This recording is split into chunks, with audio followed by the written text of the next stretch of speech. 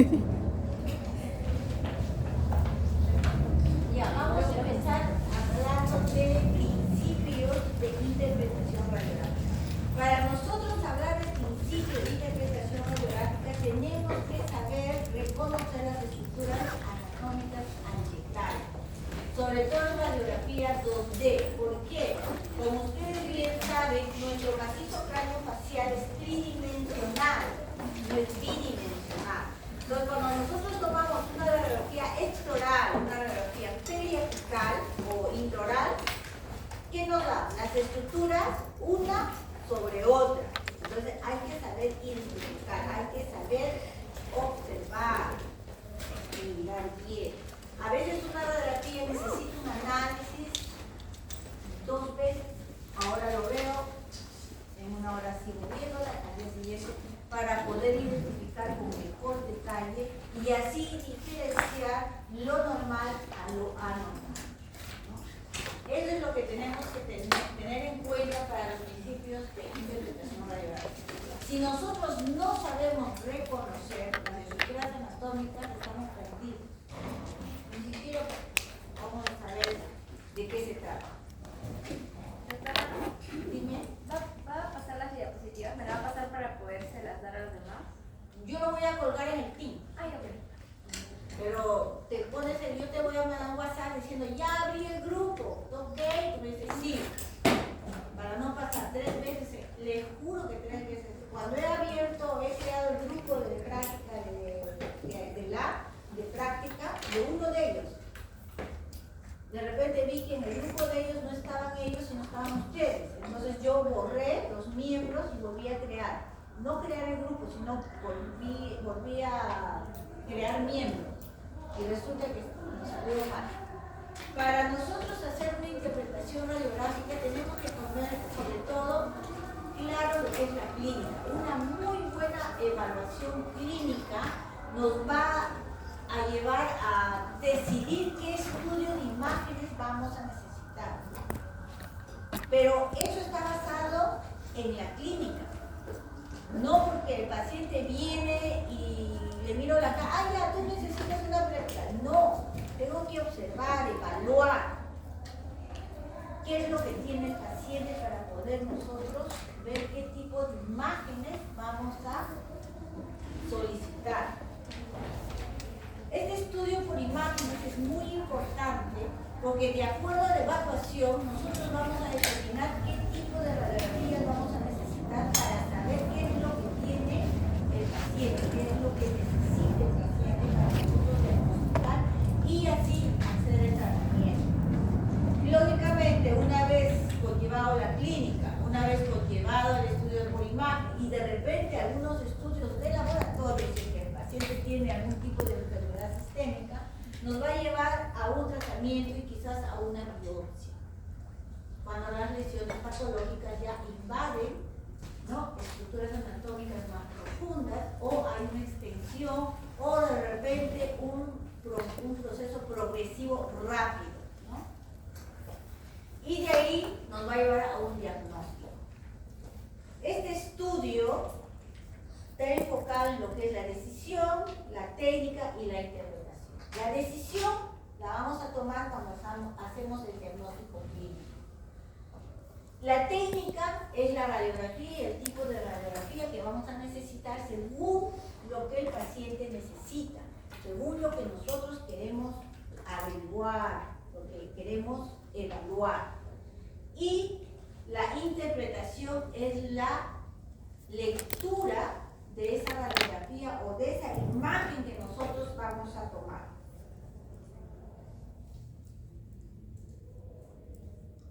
Entonces, oye, esto es la decisión.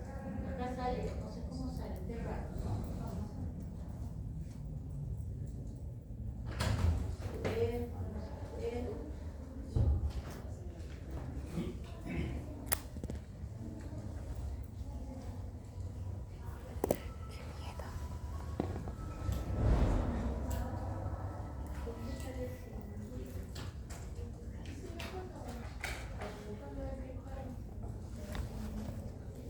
Ahora sí.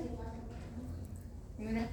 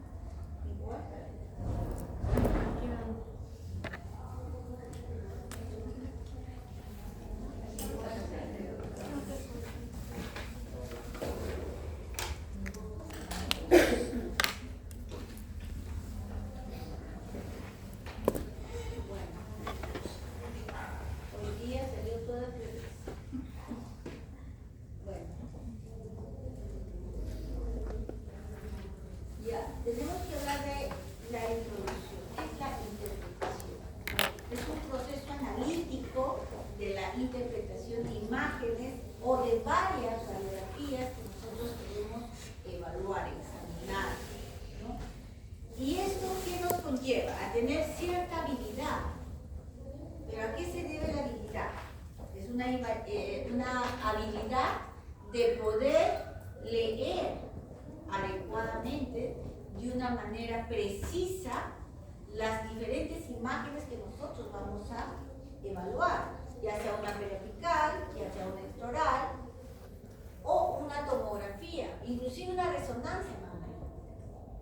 Esa es la habilidad que nosotros vamos a tener. Pero ¿cómo adquirimos esa habilidad? La habilidad la adquirimos reconociendo las estructuras anatómicas de cada macizo craneofacial. Recuerden que cada ser humano es diferente al otro, puede haber variantes anatómicas. O sea, por lo que yo veo, por ejemplo, la radiografía de la alumna de acá, de frente, que estoy mirando tu nombre, de Paredes, de repente no se parece a la radiografía de tu nombre.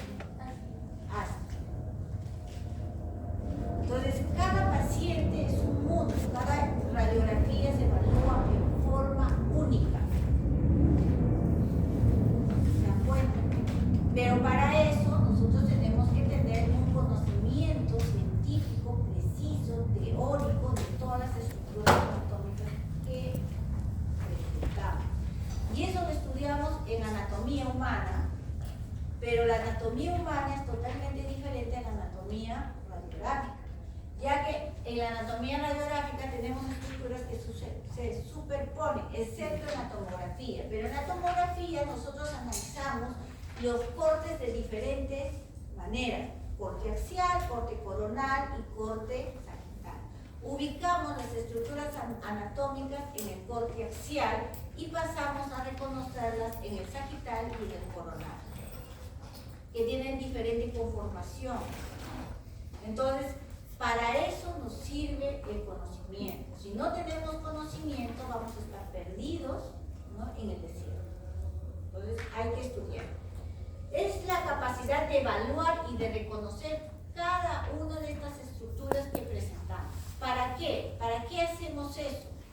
Para poder identificar la patología que se puede estar ocasionando, ¿no?, o apareciendo, y que necesitamos detectarla a tiempo. Por ejemplo, un quiste. Un quiste dentígeno no empieza grande, empieza pequeño y va creciendo. Y generalmente los quistes dentígenos, cuando inician, no tienen sintomatología. Solo tienen sintomatología cuando ya han tenido una expansión por el tiempo y los meses en que han estado evolucionando. Pero generalmente para eso a nosotros nos sirve lo que es la identificación de las estructuras anatómicas. ¿En qué momento una trabécula de apariencia normal se transforma en una patología? ¿En qué momento se pierde esa secuencia, esa finura de la trabécula? Es, por ejemplo, cuando hay una infección. Si nosotros no sabemos reconocer la estructura anatómica sana, no vamos a poder diferenciar de la estructura anatómica anómala.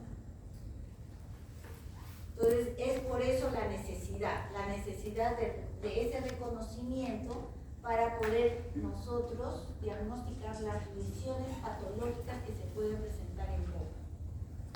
Los conceptos básicos de interpretación que podemos decir es interpretar. ¿Qué es interpretar? Interpretar es dar una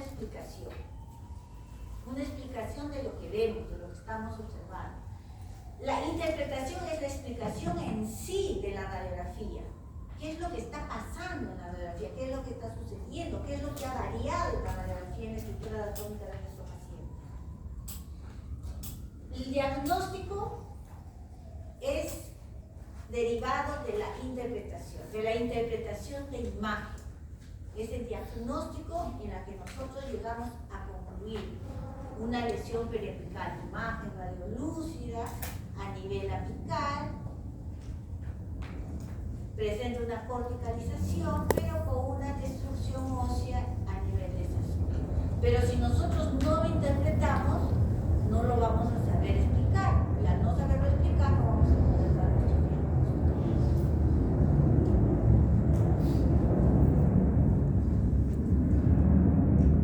Estas son las radiografías. ¿Qué podemos ver en esta radiografía?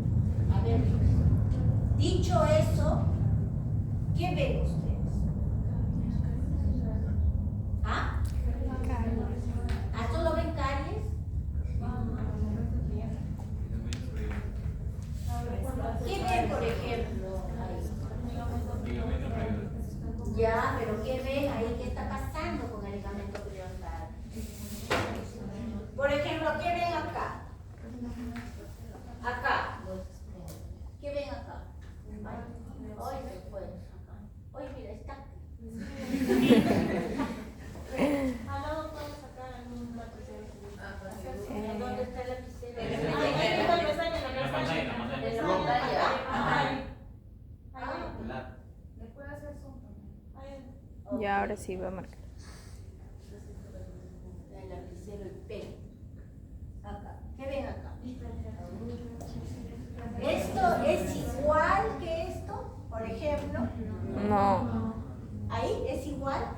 no. Nosotros tenemos que hacer comparaciones cuando nosotros vemos una imagen para ver qué parte está más afectada que la otra. Ahí, por ejemplo, vemos ensanchamiento del espacio para el ligamento periodontal. Ojo, nosotros en una radiografía no podemos ver el ligamento. Recuerden que el ligamento o las fibras periodontales son tejido blanco. Entonces, pero sí vamos a ver el espacio que ocupa. Esa línea radiolúcida que bordea la porción radicular es el espacio para el ligamento periodontal.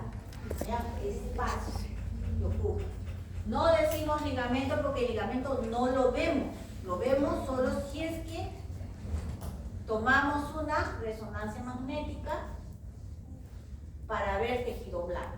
Mientras tanto, es el espacio. Vemos la lámina dura o la cortical, ¿no? Que bordea todo el espacio radicular. ¿Qué vemos acá? Miren, ¿qué ven acá? Miren. Una pequeña reabsorción motivado por una infección radicular. Es una infección radicular. Acá ya vemos una alteración. Entonces hay que observar bien. Esto de acá, ¿qué ven acá?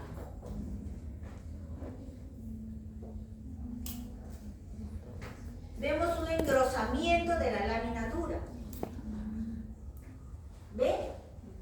La lámina dura generalmente es una línea muy finita radiopaca. Acá vemos un engrosamiento. El engrosamiento puede ser motivado por trauma también. ¿Qué otra cosa puede motivar el engrosamiento? Que el hueso se esté defendiendo ante un ataque infeccioso. ¿Qué más? Acá ya hemos visto, ¿ahí dónde se borra el borrador? Sí, ahí en el ya. Miren, si ustedes ven acá, claramente hay ensanchamiento a nivel apical del espacio para el ligamento periodontal. Hay destrucción del ápice. Y probablemente más adelante va a haber reabsorción ósea y radiolucidez y pérdida de la cortical.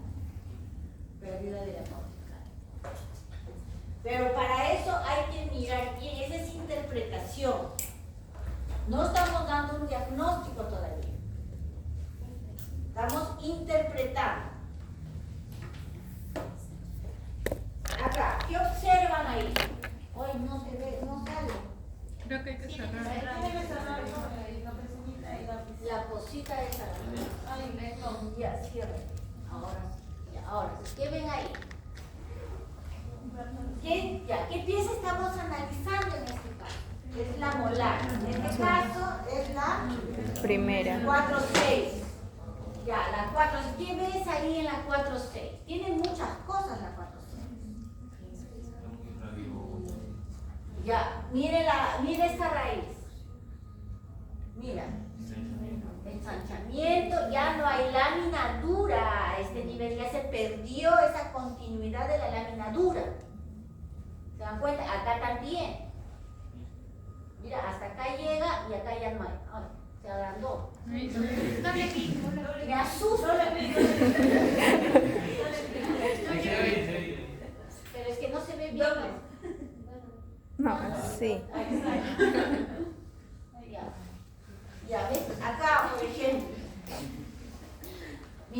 mi computadora también es táctil, pero esta cosa es más lenta. Ya.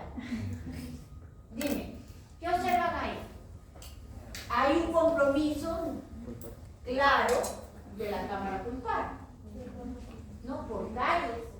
Sí, está con la imagen Hay retratada. reacción apical, mire el ápice y hay una infección. Y muy probable necrosis. Necrosis pulpar.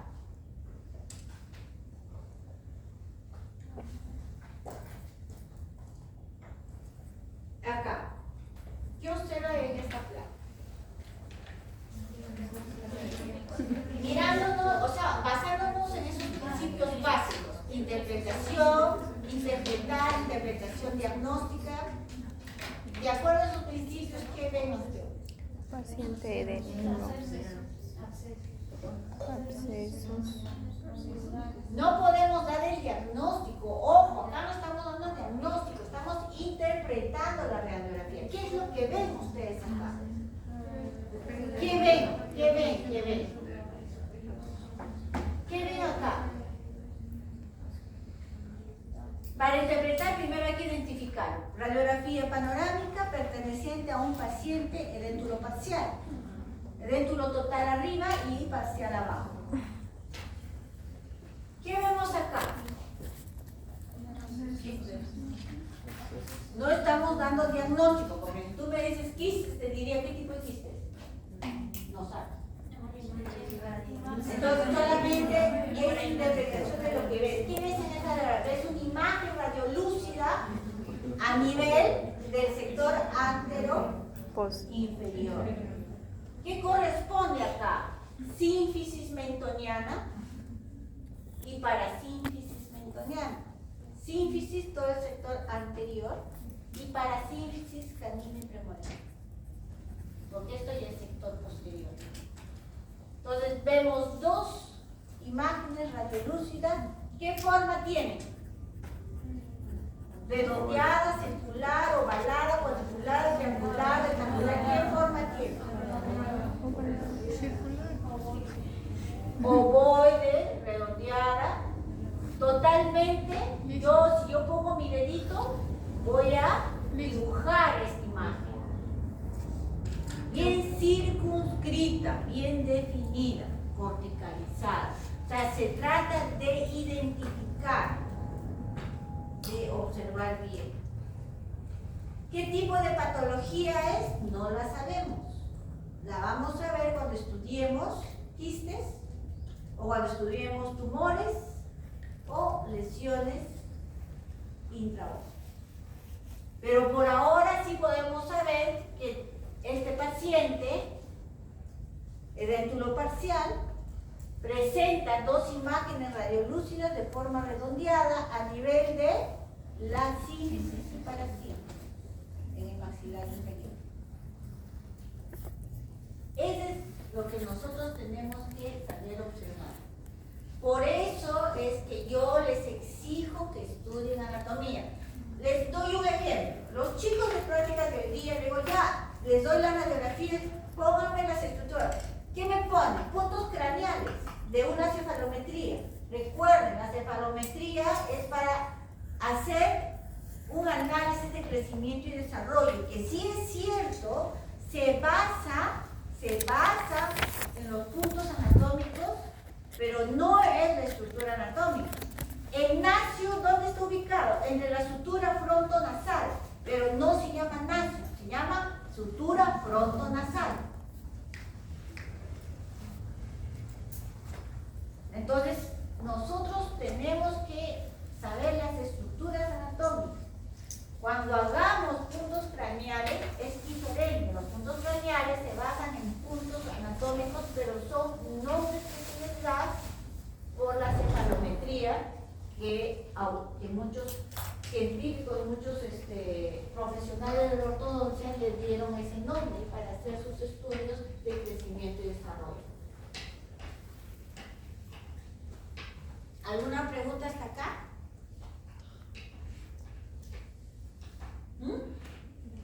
Ojo, el examen va a ser 20 preguntas.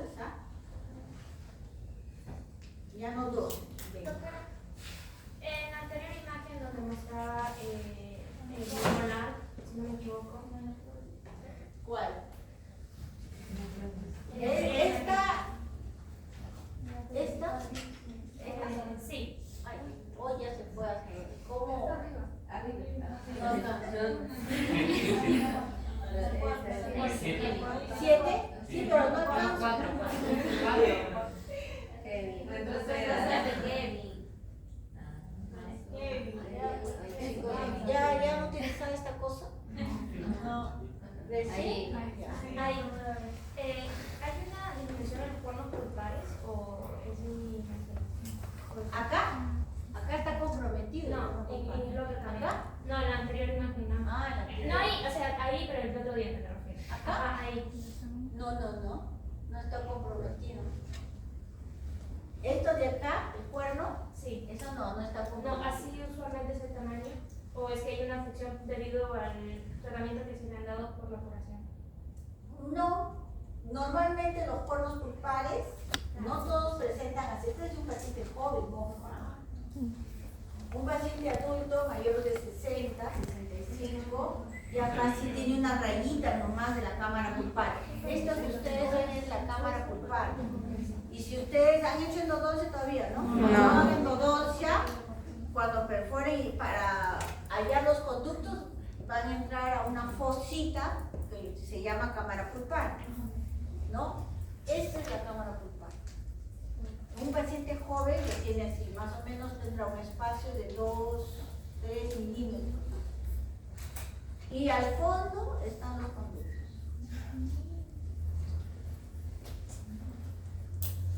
¿Y ahora sí pasa?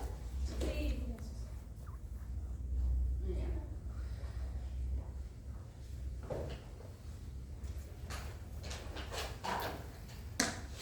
Esto ya hemos visto.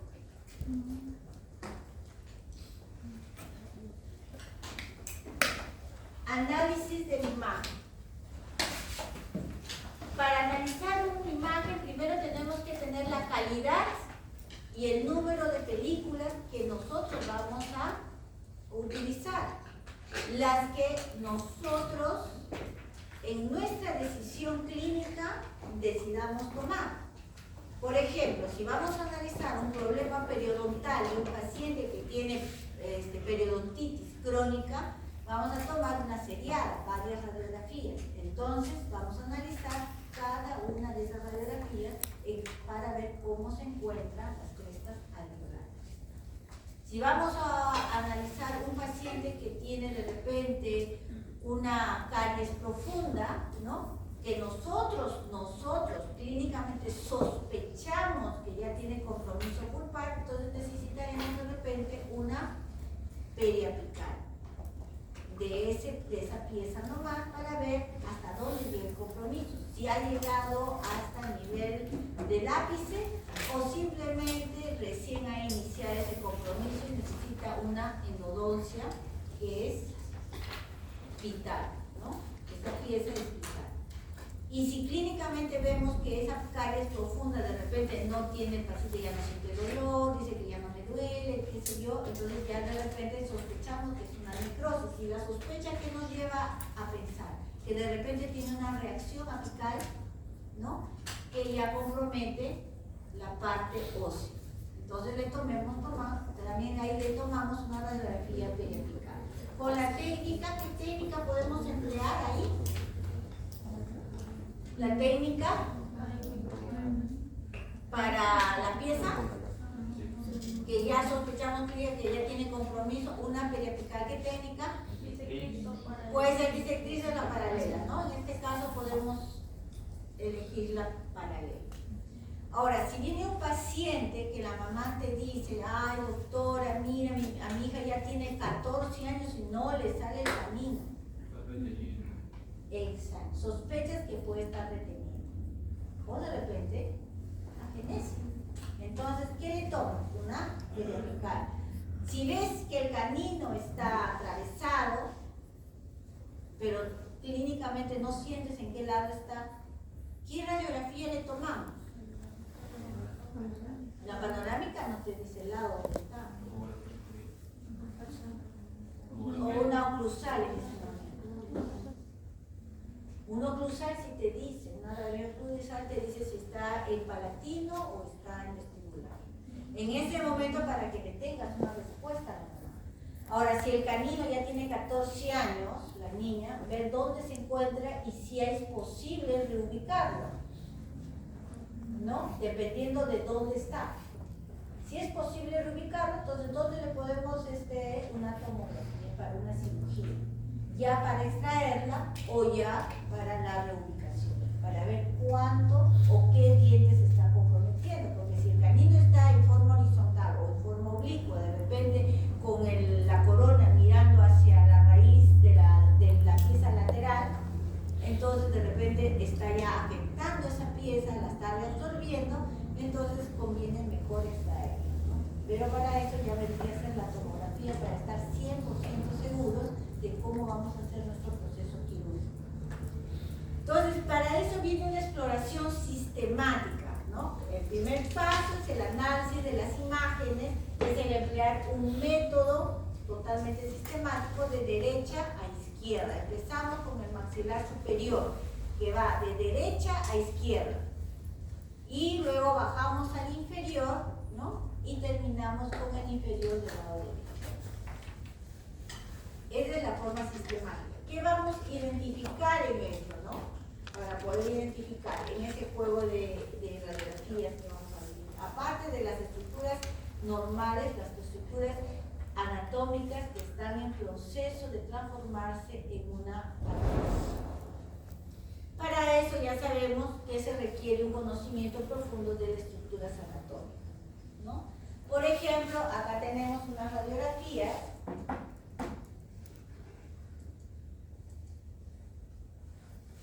que ven acá, que son las mismas que han visto, que es una evaluación de las radiografías que ustedes pueden observar. ¿Qué ven acá? ¿Qué radiografías podemos nosotros tomar para identificar caries? Una Bywin para identificar caries, pero si esa Bywin nos identifica que tenemos una caries que está comprometiendo una periapical, que está comprometiendo la cámara pulpar, tomamos una periapical. ¿No es cierto? Una intraoral, periapical, la técnica paralela o con la técnica bisectriz, ¿no? Ahora, si vemos que hay una reabsorción de crestas óseas, por ejemplo, tomamos una ciliar. Dependiendo del desgaste o de la disminución de las crestas óseas, podemos invertir la radiografía. La vez pasada me dijeron una Bywin en posición vertical para ver hasta qué profundo viene la reabsorción. Tenemos que ver también que ciertas radiografías que nosotros vemos en la aplicar, vemos también que ciertas lesiones se presentan a nivel del sector anterior, como las lesiones. ¿Qué lesiones? Fibroóseas. Las fibroóseas, como ven esa radiografía del sector anterior, tenemos ahí, ¿no?, una lesión, ¿no?, intraósea que está apareciendo a nivel de los incisivos anteriores. No vemos ninguna caries ahí, pero sin embargo observamos esto. Miren, observamos esto. Clínicamente está bien. Miren. Pero miren esto. Miren esto. Esa es una lesión intraósea. Una lesión intraósea que se está produciendo. Que no es causa infecciosa. No es infecciosa.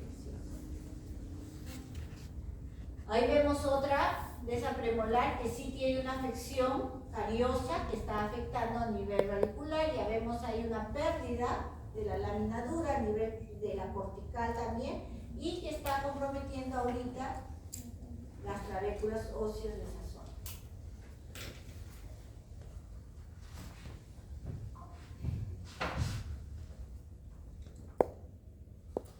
Las imágenes intraorales. Para casi todos los pacientes, por ejemplo, odontológicos, o sea, para todos los pacientes que vienen, necesita una planificación para el tratamiento. Esa planificación empieza con el diagnóstico. Pero el diagnóstico no viene de frente que yo diagnostico, tú tienes. No, el diagnóstico empieza primero con el examen. Primero el examen clínico y luego el examen radiográfico.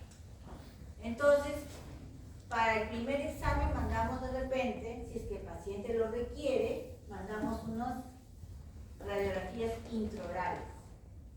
que pueden ser periapicales o pueden ser oclusales, dependiendo de la necesidad que nosotros tengamos. O de repente una Bynum, ¿no? Sospechamos que de repente tiene caries interproximales, porque vemos de repente en las caras superficiales oclusales no tiene nada, pero el paciente siente dolor al calor, al frío, entonces mandamos una Bynum para detectar si hay caries interproximales. Ahora, para luego nosotros hacer un estudio de esas imágenes, tenemos que hacer o emplear un protocolo de estudio, y eso se llama un método sistemático. Ese método sistemático tiene que ser ordenado para que el análisis sea veraz, ¿no? Y no tenga errores. El método sistemático empieza con un recorrido de la radiografía del maxilar superior de derecha a izquierda, como les digo, ¿no? Empieza con el maxilar superior. ¿Qué vamos a ver en el maxilar superior? Primero empezamos con la parte posterior. Si nosotros tenemos seriadas, nosotros tenemos que ordenar nuestras radiografías como si fuera la boca del paciente. Incisivos, caninos, premolares, molares, ¿no? Hasta la tercera. Y empezamos a hacer el estudio de derecha a izquierda. Empezamos con el sector posterior y analizando primero hueso. ¿Qué vamos a analizar primero ahí? Estructuras anatómicas. Seno maxilar, la tuberosidad del maxilar, vamos a la apófisis cigomática. También vamos a observar el tamaño de las trabéculas. Sabemos que las trabéculas del maxilar inferior son diferentes a las trabéculas del maxilar inferior. ¿Cuál es la diferencia? Las trabéculas. ¿Cuál es la diferencia?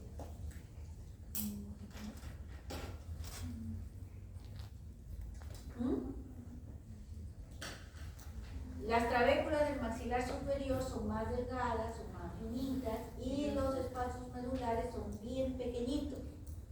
Cuando nosotros vemos unas trabéculas arriba, engrosadas, y unos espacios medulares grandes, es porque ya hay un proceso infeccioso del hueso. Las trabéculas del maxilar inferior son trabéculas más gruesas y espacios medulares más grandes. Esa es la diferencia. Entonces, empezamos viendo primero seno maxilar, vamos a ver la tuberosidad del maxilar, vamos a ver la apófisis cigomática del maxilar superior, también observar las trabéculas y posteriormente de repente también observar los dientes, las crestas alveolares, en qué condiciones se encuentran. Y siempre tenemos que hacer la comparación, lado derecho con el lado izquierdo, para ver si están iguales, si están similares. Porque si nosotros vemos en el lado derecho, por ejemplo, un aspecto radiolúcido entre las dos premolares a nivel apical, vemos si en el otro sector también se aparece la misma lesión. Porque puede ser que de repente tenga una lesión patológica bilateral, o puede ser que de repente puede ser que lo que se está presentando es un quiste, pero solo los quistes se presentan en un solo lado. Entonces siempre se tiene que hacer la comparación. Por ejemplo, si vemos que el espacio para el ligamento periodontal en una zona está ensanchado y en la otra zona está normal y no hay caries, no hay lesión infecciosa, entonces significa que hay un trauma ahí, un trauma oclusal, el de un solo lado. Si vemos que todo es similar, tanto el derecho como el izquierdo, significa que el paciente puede tener problemas, ¿no?, que son parafuncionales. En un segundo recorrido se debe examinar el hueso, que es el proceso alveolar, como la altura de la cresta alveolar. Recuerden que lo normal es tener 1.5 milímetros, ¿no?, entre la unión cemento-esmalte. Si eso disminuye o aumenta, significa que el paciente ha tenido un proceso crónico inflamatorio, ¿no? un proceso crónico inflamatorio debido a una enfermedad periodontal activa o de repente que ya ha sido, ¿no? Que ya la han curado y ya es pasada, ¿no? Más de 1.5 milímetros significa problemas de infección o paciente que ha tenido problemas periodontales en el pasado. Aumento de 1.5 milímetros. Y recuerde que las crestas alveolares tienen su cortical también.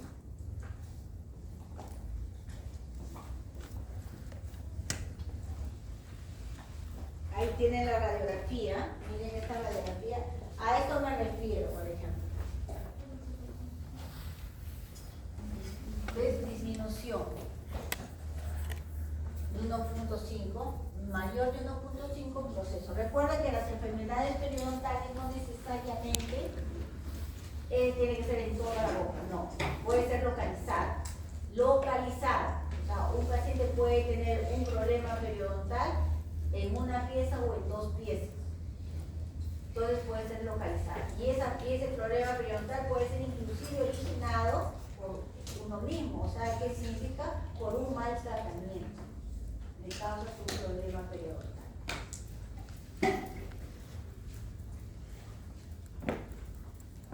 ¿Qué estructura anatómica es esta? Muy bien. Ya, acá vemos, por ejemplo. ¿Esto qué es? No es patología.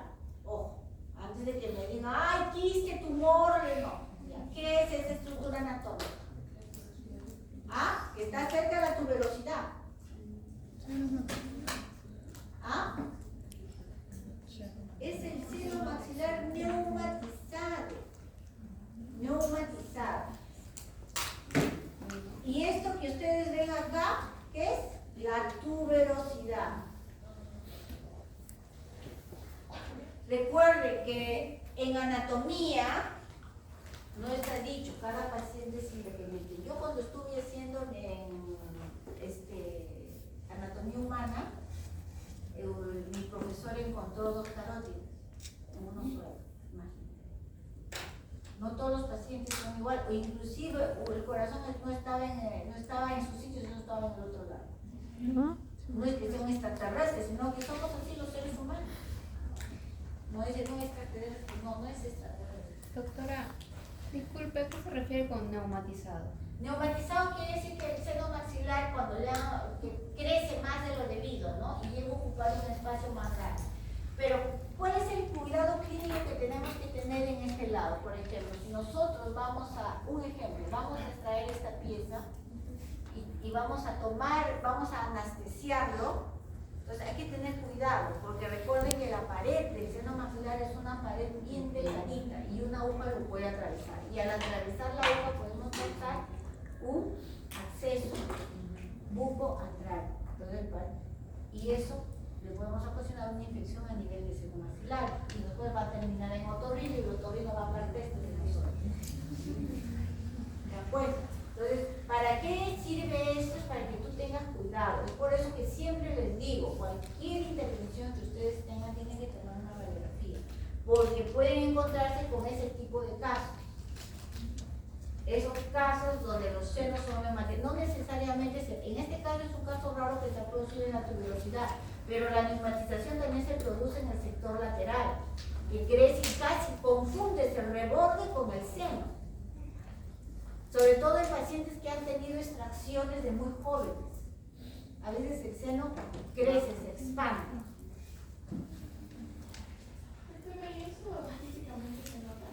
Físicamente no, solo radiográficamente. Pero sí es necesario saberlo porque si tú, por ejemplo, detectas que tienes seno, o sea, siempre es bueno y vas a un dentista que no te toma raíz, ves que te va a tomar el raíz, doctor, por si acaso mi seno está neumatizado.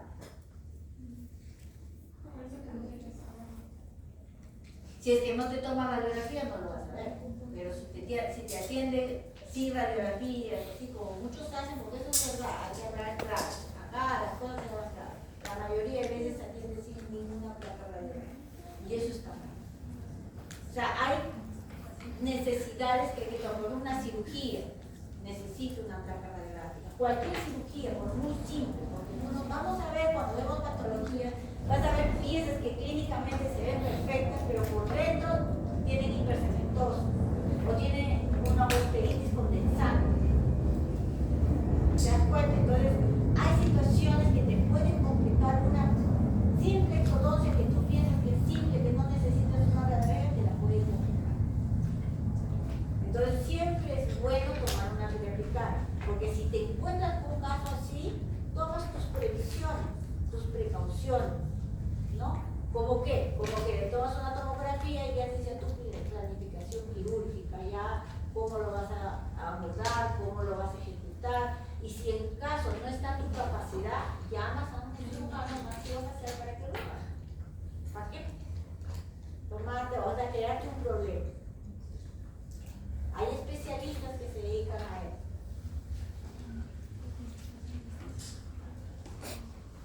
Acá vemos, por ejemplo, también acá en este sector vemos una disminución, ¿ve? Acá igual. Oye, esto se agrandó.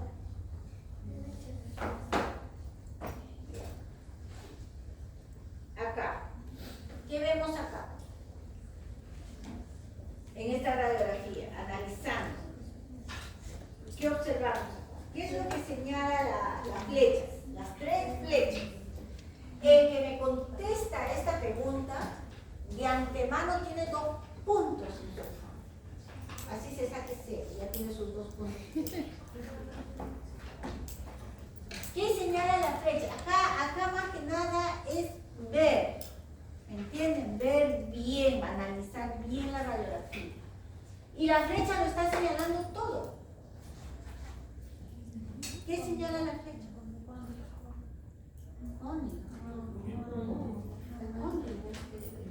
Ya. ¿Quién dijo cóndilo? Ya tiene su 0 asegurado. ¿Perigoideo? No, no es el pterigoideo. Ya quieren acercarse, quieren hacerse. Son 2 puntos.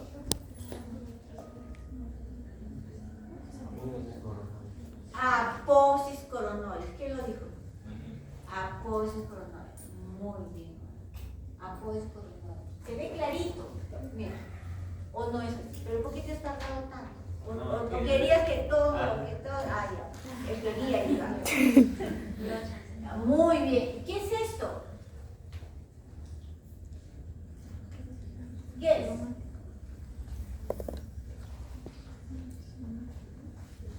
¿Qué es? Para poder interpretar hay que reconocer las estructuras anatómicas. Estamos recién reconociendo estructuras anatómicas sanas para poder interpretar. Si se presenta una tumoración a esa altura, ¿cómo lo voy a interpretar? ¿Cómo lo voy a reconocer? Sobre todo cuando hay compromiso a nivel de otras zonas anatómicas.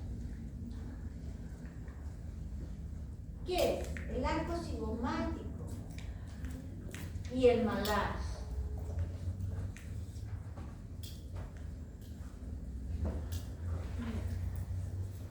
¿Se dan cuenta?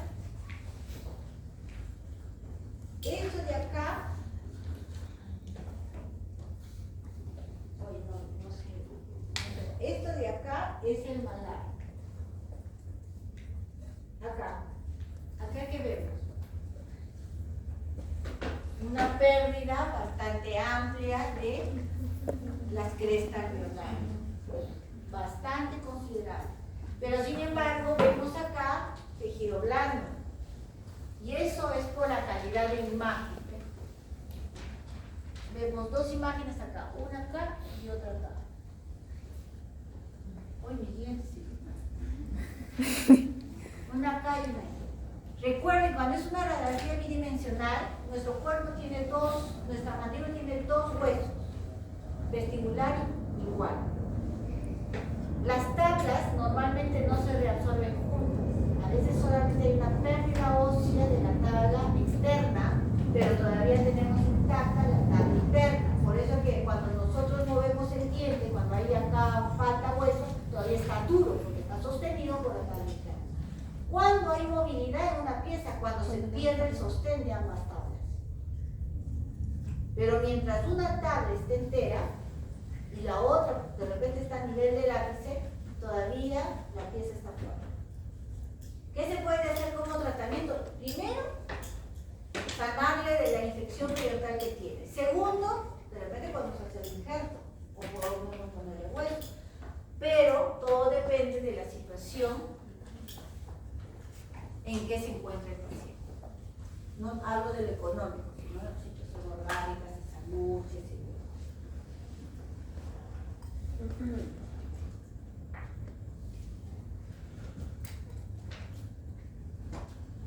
Después vamos a hacer un tercer recorrido donde solamente ahí vamos a hacer una visualización de las piezas dentarias.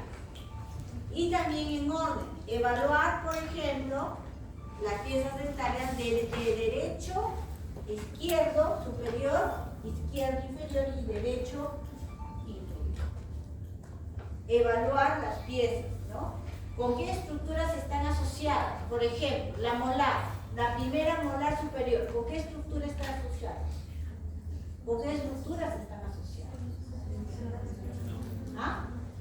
Con seno maxilar, la primera, la segunda. Muy aparte de que está asociada a la parte alveolar, a la parte ósea, está asociada a fibras periodontales, está asociada al hueso, pero también está asociada a otras estructuras, que es el seno maxilar. El sector anterior, ¿con qué estructuras está asociada? ¿Ah? Con fosas nasales. Si hay una infección ahí, es muy fácil de que abarque y llegue hasta el foso nasal. Entonces, primero debemos observar el aspecto del diente y la estructura de la raíz. Finalmente, se debe hacer otro tercer recorrido visual observando la dentición de las estructuras, que son, debe observar el aspecto del diente, estructura del diente, se debe observar coronas para ver el desarrollo normal del esmalte, la existencia de caries. Se debe observar el tamaño, el contenido, o sea, el contenido de la cámara pulpar o el tamaño de la cámara pulpar, que es muy importante. ¿Qué más?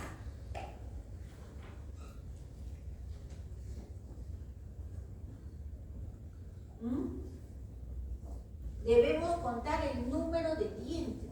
¿Cuántos dientes tiene el paciente?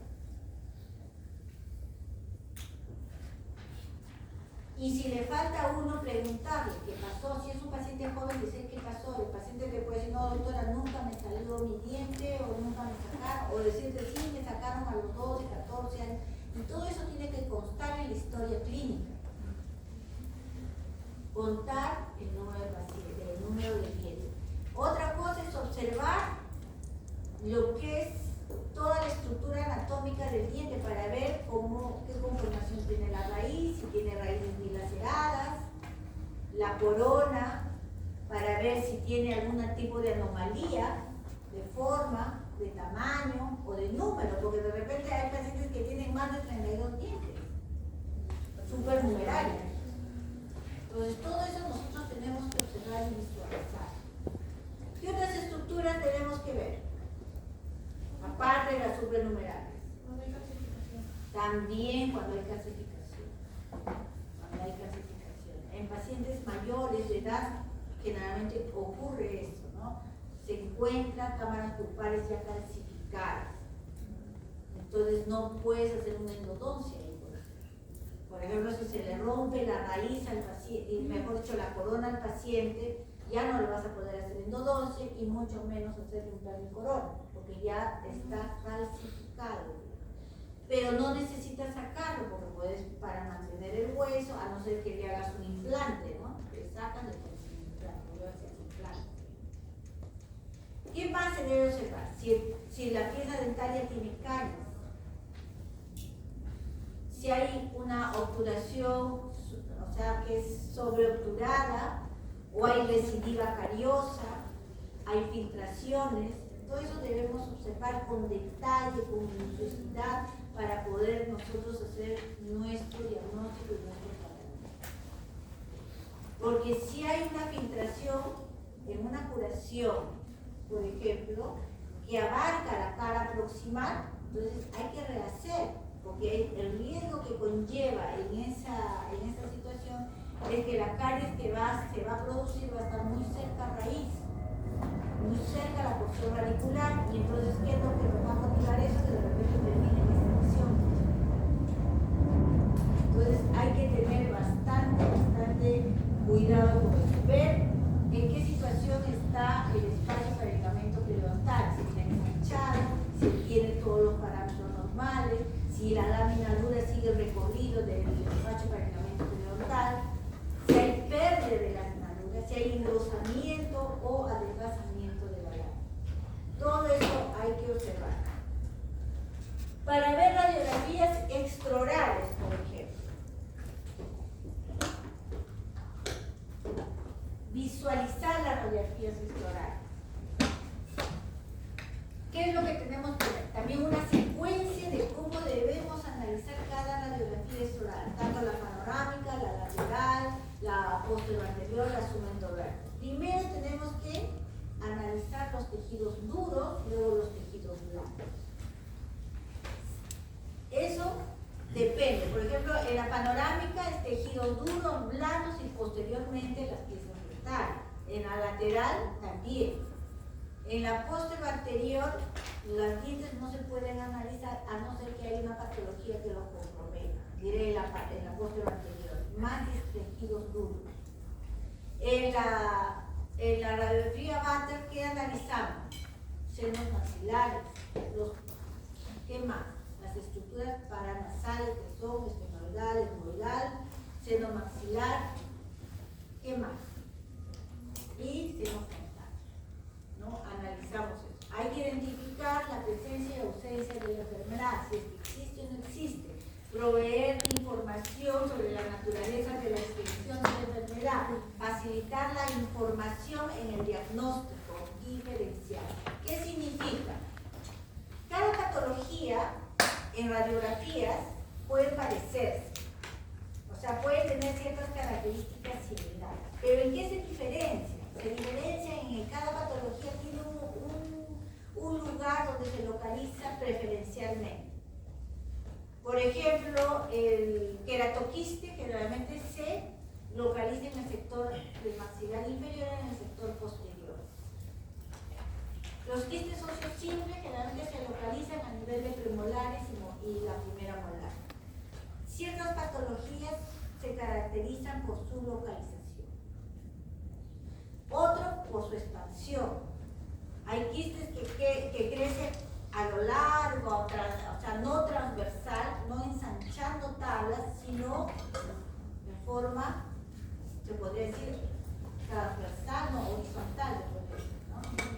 Que crecen a lo largo del maxilar, afectando zonas de esa zona, pero no ensanchando, tal vez así que el paciente ni cuenta se da que tiene esa patología. Y la mayoría son hallazgos radiográficos.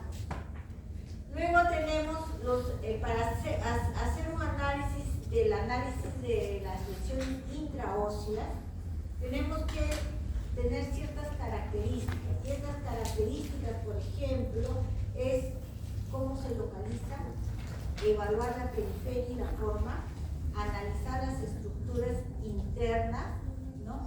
Y analizar los efectos de la lesión. ¿Qué efectos está causando la lesión a las otras estructuras anatómicas? ¿Las está destruyendo? ¿Las está desplazando? ¿Qué efecto les está causando? Y luego de ahí recién, analizando todos esos efectos, se forma un diagnóstico. Pero el diagnóstico se forma de analizar varias radiografías, no solo una. Por ejemplo, si yo voy a analizar una ameloblastoma, voy a evaluar primero la periapical donde hay la lesión, después la panorámica, después de repente le tomé una tomografía y viene la tomografía. Porque nosotros hacemos el descubrimiento, hay veces, o bien en la periapical o bien en la panorámica. Ahora, por ejemplo, se tiene la costumbre de mandar una radiografía panorámica como inicio de tratamiento, para ver en forma general, en forma macro, en cómo se encuentra el paciente. Y después, de repente, de acuerdo a lo que nosotros vemos en la panorámica podemos mandarle una periapical. Si vemos que la pieza 4-6 tiene un problema o sospechamos que tiene un problema a nivel apical, le mandamos una periapical. Pero si vemos ya una lesión bastante grande, de repente que va a requerir una cirugía, le mandamos una tomografía. Por eso digo, la panorámica ahorita muchos lo están empleando como una radiografía de inicio, para ver un diagnóstico más. Muchos ortodoncistas mandan una panorámica para ver cómo están las piezas dentarias, la mandíbula, y a veces ahí se hace hallazgos radiográficos de lesiones intraóseas. Entonces ya no puedes iniciar un tratamiento de ortodoncia sin antes eliminar eso. Por eso, cuando se identifica una lesión intraósea, el análisis debe realizarse en 5 fases. Es una, localizar la anomalía, evaluar la periferia y la forma, analizar la estructura interna. Interna significa lo que está dentro de esa lesión. Estructura periferia es la cortical, que puede ser radiopaca o puede ser radiolúcida. ¿Se dan cuenta? Forma puede ser redondeada, ovalada, ¿no? Y la interna puede ser que es una lesión radiopaca o una lesión radiolúcida. Y analizar los efectos, ¿qué está causando? Por ejemplo, si se localiza a nivel de la pieza 1-6, de repente está destruyendo el seno maxilar o lo está desplazando hacia cefálica. Cefálica significa hacia arriba. Doctora, disculpe, ahorita son la 1:54 y tienen clase algunos.